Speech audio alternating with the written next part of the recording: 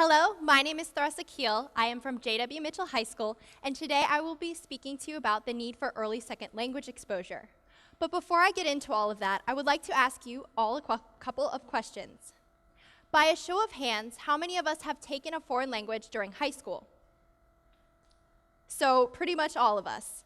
Now, raise your hand again if you've taken more than 2 years of that language. A good amount, okay. Now, last question. Please raise your hand if you feel that you have gained fluency in that language. No one. These results are directly correlating to the issue I'll be speaking about today. In today's globally interconnected society, it has become increasingly important to learn multiple languages. Thus, the school systems have instituted foreign language curriculums in most of the nation's public schools. However, as you have just shown, these methods are not efficient. Also supporting this claim is the fact that, according to the General Social Survey, only around 0.07% of students learned their second language during high school.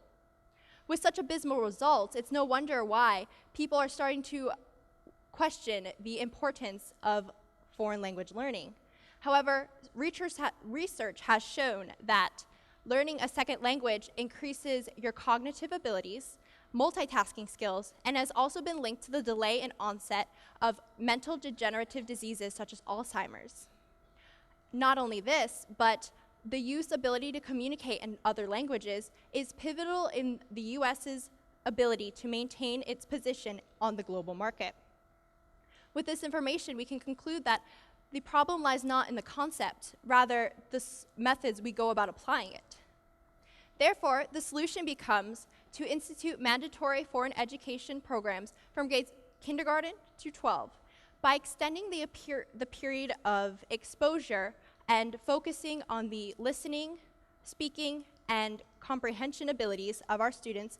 We are able to let them learn in a more natural way and let them be continually exposed to this language, which simulates a type of immersion effect.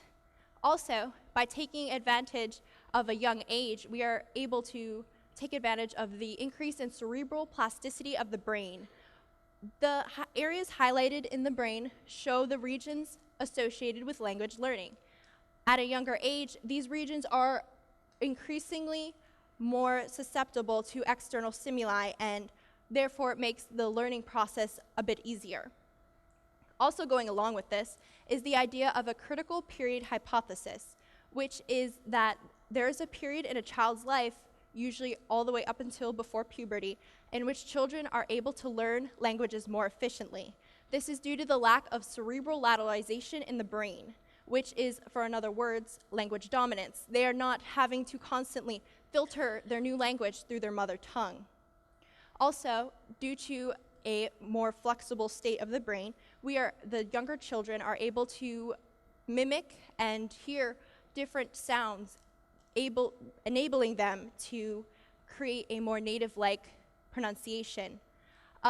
Research showed that tracked US immigrants that the younger the child came into the United States, the more natural and the more native-like their pronunciation was.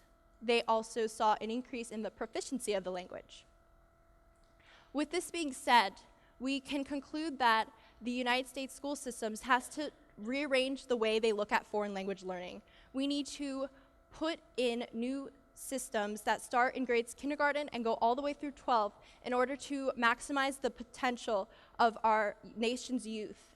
We need to increase the number of bilingual and multilingual students in the nation in order to create a more globalized and connected society. So I'll leave you guys with a quote. "The limits of your language are the limits of your world." How many languages are you willing to learn? How far are you willing to limit your world? Thank you.